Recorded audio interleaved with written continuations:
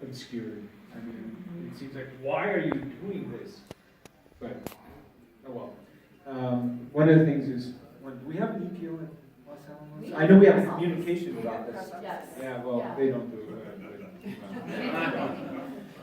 Anyway, I'll just pass this on because I want to get back to another concept. Well, I think a good example of what you were talking about, what you mentioned too, is, for example, they were telling you don't eat eggs, eggs cause heart attacks. What they found was it was actually, how do you cook eggs? You put them in margarine, because they told you not to do butter. That's trans fat. They never realized what people were dying of was the trans fat. It had nothing to do with eggs at all. But unless you tell them that missing piece, what they're going to see is, don't eat eggs, you can eat eggs. Well, you're screwed up. No, what they found was eating that dish was bad. They didn't realize that it was the the trans fat margarine that people were cooking the eggs in that were killing them. So that's a perfect example.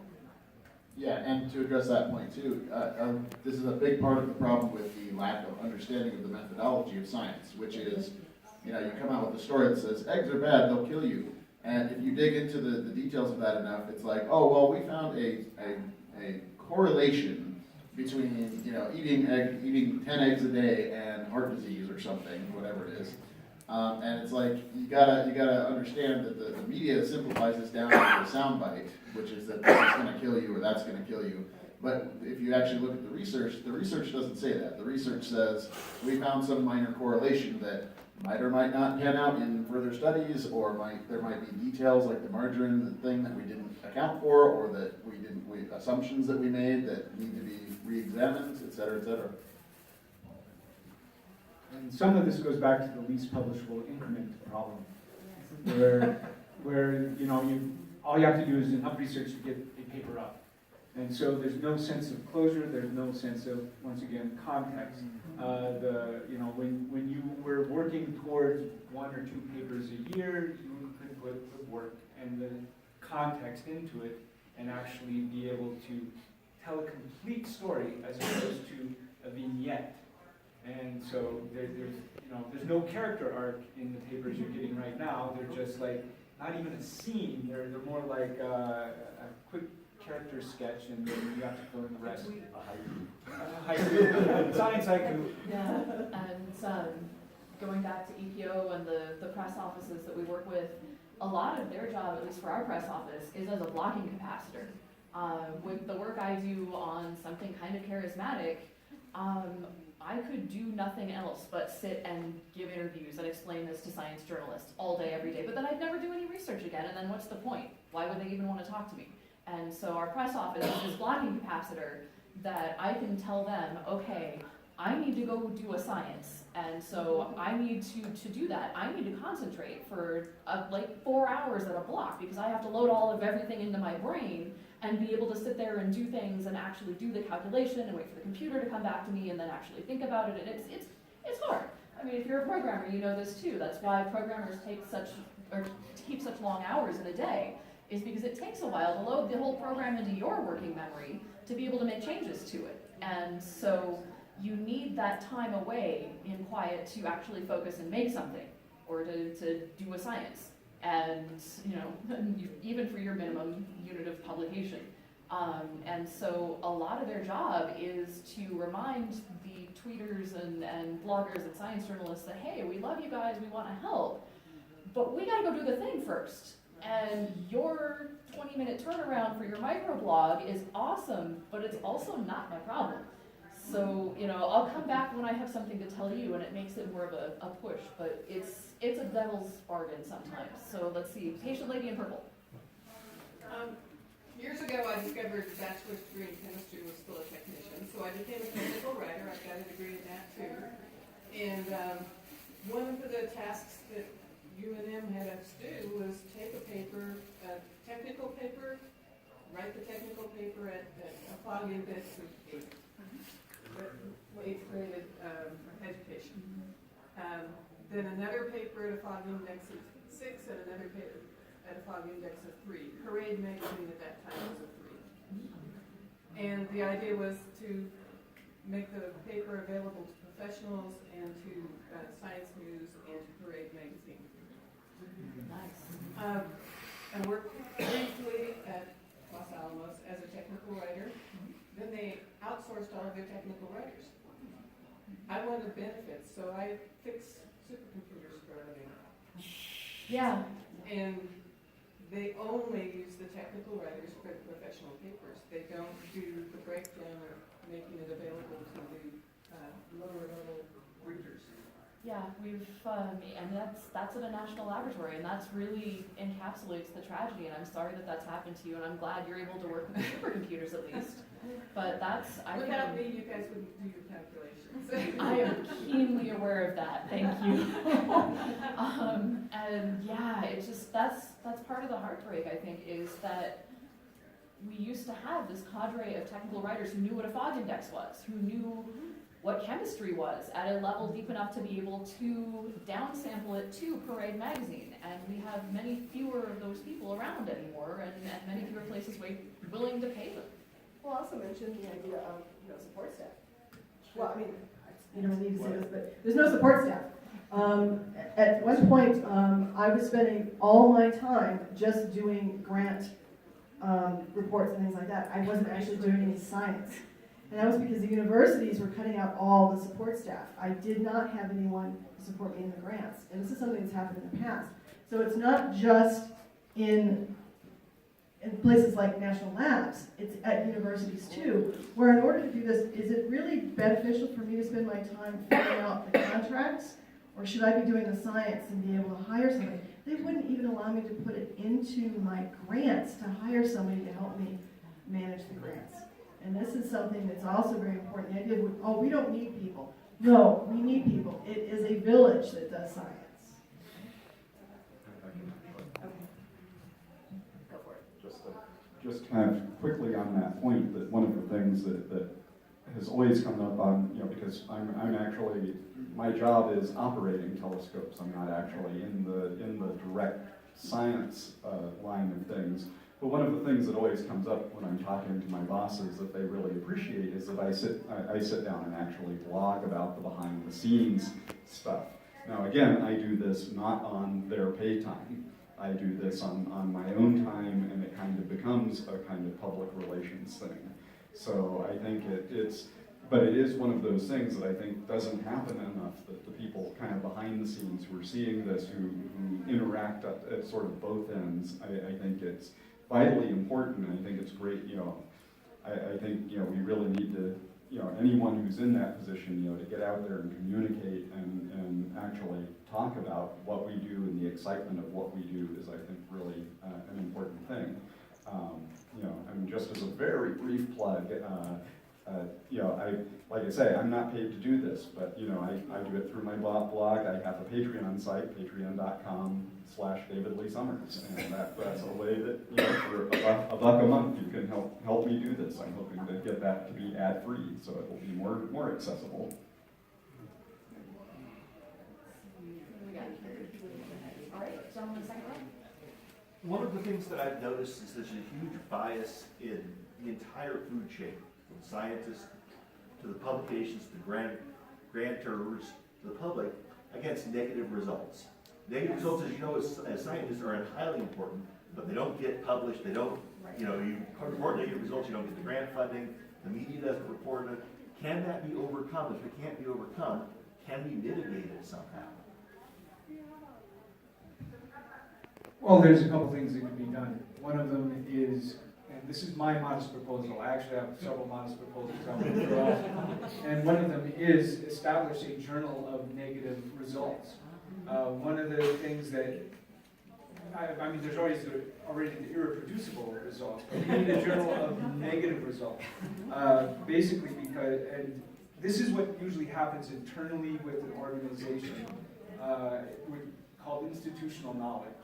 You go to, I've got, you're new scientist, new engineer, I got this great idea, and then the gray beard, or gray hair, however you want to put it, you go to them and they go, oh no, we tried that in 1962 and it didn't work. And then it's like, oh yeah, I'll prove that it works. So there's a lot of different dynamics that happen that way, but usually it ends up, no, it doesn't work. But that gets lost when somebody goes off and decides not to continue working. My fault, yeah. But That's one way to go about it. Once again, no one values negative results until they're trying to do the same thing and they find out on their own it doesn't work. And they did try. There was, this was out in the 90s, it was called Null. It was a paper, it was just for null results. And it failed. They couldn't get enough money. Libraries wouldn't buy it. So again, I'm a graybeard and I'm telling you no, the point is that we keep trying and we need to keep doing it. But it is a really tough thing to do. But yeah, I have a paper published in Null. No one's ever heard of it. I did not know that existed. Yeah, see? But that was also in the 90s, so it was probably for your time.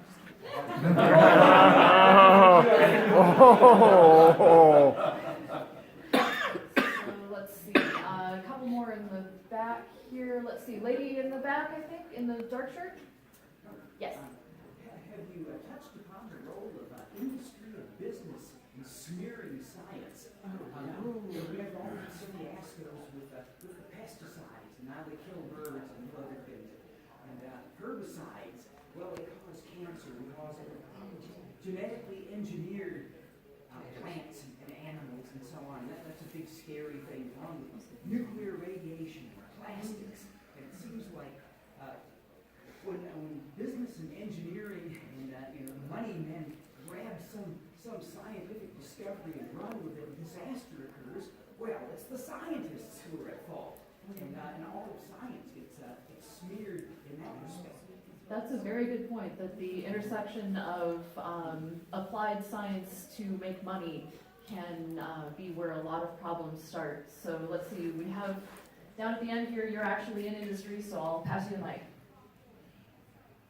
Yeah, it's a really serious question, and I have a friend at Exxon who tells me that their internal scientists understood climate change back in like the 1970s, but when they brought that to their boss's attention, it was like, well, what do we as Exxon do about that, right? Because there's so many possible avenues of approach to this that would lead only to devaluing our own stock and hurting us ourselves. So, those energy companies do still have a lot of research and development arms that are doing a lot of good science and good technology work. But yeah, you have to understand that their motive is a profit motive. They want to make money for their shareholders, and they are not particularly incentivized to put themselves out of business or to widely publicize results that will harm their industry. And then the further development of that is that they are incentivized to kind of suppress those results. We saw this really dramatically during the 20th century with the whole tetraethyl lead situation in the 1970s, where lead was discovered to be a horrible neurotoxin that we were pumping into our air that we were all breathing and living around, and finally got that removed in 1978, I believe, was when the lead thing happened. But the auto industry or the fuel industry knew about that for years. Same with chlorofluorocarbons and destroying the ozone layer. Those were known to be horribly toxic for many years. And it's just that these companies that make these products have an incredible incentive to, even if not directly suppress the science, not necessarily support the science and push it forward either. So I'm not a historian, but I've been thinking about this topic and wondering if maybe there's a sort of rhyme going on in history. So we're sitting here at Bubonic back in the Black Plague and the Black Death. There was this horrible sort of awful catastrophe that happened in Europe. Half the population died. What happens immediately next? Boom, you have the Renaissance. And I'm wondering, okay, is that there was chaos and scariness and terror in everyone's lives, and then the next generation really, really just wants to have a rational worldview once their feet are under them again. But then their kids and grandkids have a nice stable life, and then all of a sudden you've got mercantilism, and the East India Company shows up, and The Inquisition. Nobody expected that. Except in New Mexico, we were fully aware. But so I'm wondering if maybe we're seeing that now, where we had World War II, and that was horrific, and millions of people died, and then The Cold War. the Cold War happens, but the generation coming out of World War II really wants to get their feet under them. Don't and- forget the people who coming out of World War II were also the people who came out of the Depression. And the Depression. So yeah, the first half of the century was pretty rough. Pretty sucky. And World War I, Depression, World War II, and then, okay, let's have a rational world and try and impose that, and maybe that's where and I thought it was interesting earlier that you used the word faith in science, which kind of gives me pause, because I would rather people consider my work on its merits and not just because I'm me. But there's Credibility. Credibility is yeah, credibility is Credibility. credibility. Yeah. In the process. Yeah, but that's an interesting word, and so I'm wondering if, okay, then we've got the rational world in the golden age of sci-fi, and then maybe things are on a faster pulse these days, or faster tempo these days, where we had more mercantilism and the economic boom that then monetized all of these and became pesticides and the agricultural revolution and all of these things. And now are we coming into maybe a tail end of that, or is something different happening? Is it more of a romantic period before next polarity? Who knows Right, what? but are we What's really, going on here? yeah, are we really, are you asking, okay, my question to you is, are we post-truth? Because if we're post-truth, we're in trouble. Yeah. Let's see. Post-truth, anybody, you want that one? Say Okay, it. sure. Yeah, well, post-truth is a pretty difficult thing to pick up and run with, but we might well be entering an era of post-truth. And you know, my counter example that I thought of to your Black Plague example would be the plague of Justinian, right? Which, you know, and Justinian was one of the late Roman emperors who kind of tried to roll back the advance of Christianity as the state religion. And then during his tenure, there was a horrible, horrible plague on the scale of the Black Death, in which a third or a quarter of the European population died. And we rolled straight from that into the Dark Ages, where everyone said, you know what, this Christianity thing, we didn't have any giant plagues on that religion's watch. Let's go into that full bore, and let's just stop all this critical science stuff that we've been doing in the Roman Empire, because this clearly didn't work out. That all collapsed in ruin and flames and barbarian invasions. But this, you know, we can come up with a medieval society that they came up with that was very very stable and offered very certain answers and very Certainty. yeah, there's the Certainty. certainty. And so to some extent, when you talk about the post-truth, I think that we are in danger of entering a new age of certainty. Maybe an age of certainty in which truth is not truth, or you know, truth is the new hate speech, or whatever these tweets that have been coming out about these things are. And we may well be entering an age where, you know, science is looked down upon as that age of uncertainty, where scientists were always changing their minds and telling us different things, and so we're just going to go with what we know, which is, you know, whatever dogma comes to dominate the society. The past controls the future. Oh no, just reread 1984 if you haven't reread that. One thing that I want to point out quickly, and then I'll get back to you to control the questions. DDT was great because malaria was killing lots of people. However, when people stop dying from malaria, then it's like, oh, where'd all the birds go? And so just remember, and this is something that I feel is a truism, and that is every solution creates at least 2 new problems. So we're going to stay in business for a while. And the other thing, going back to some of the Inquisition and Dark Ages, is remember this and share this meme. Science is magic that works for everybody.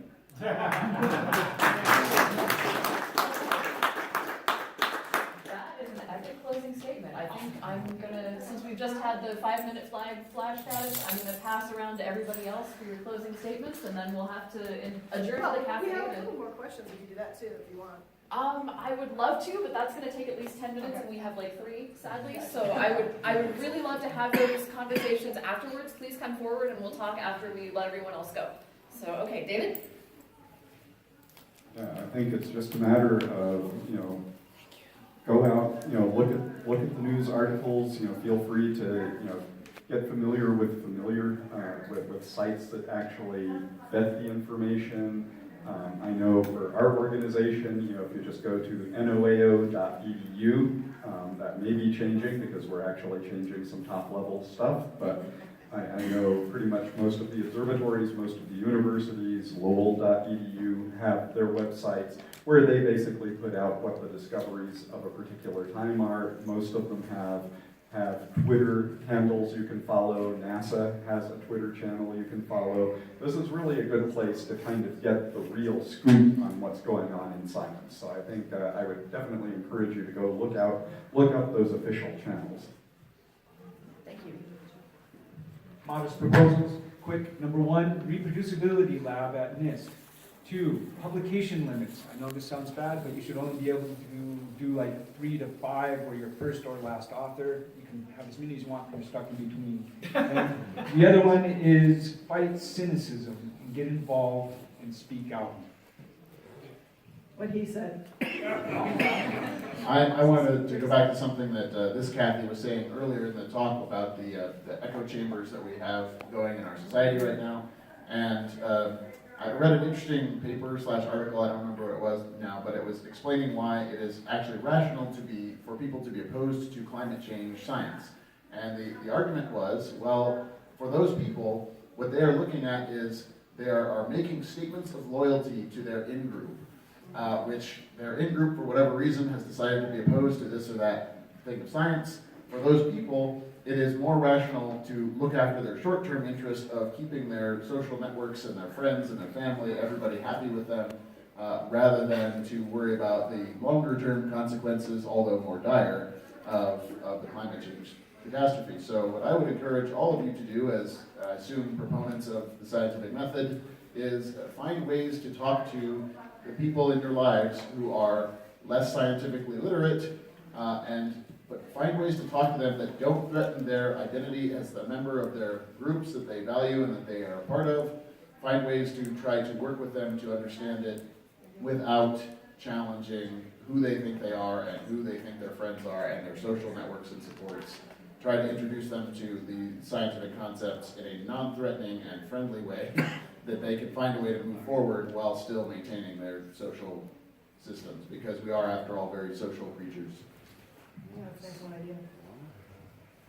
You're here. All right. Well, we are at time, so thank you all very much. Thank you for the great discussion.